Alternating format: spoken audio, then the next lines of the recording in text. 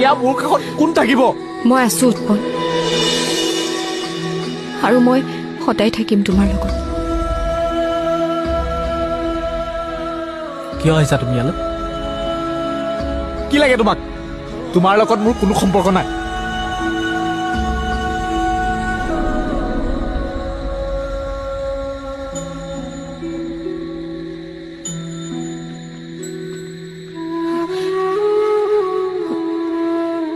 চোৱা উৎপল, কোনো সম্পৰ্ক শেষ বুলি ক'লে শেষ নহয়, আৰু শেষ বুলি ক'লে শেষ নহয় কাৰোবাৰ প্ৰতি থকা মৰম, ভালপোৱা আৰু বিশ্বাস।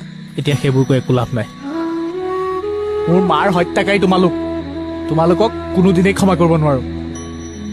এতিয়াও যে তোমাক মই গতিয়াই বাহিৰ কৰি দিয়া নাই, সেইটোৱে বহুত।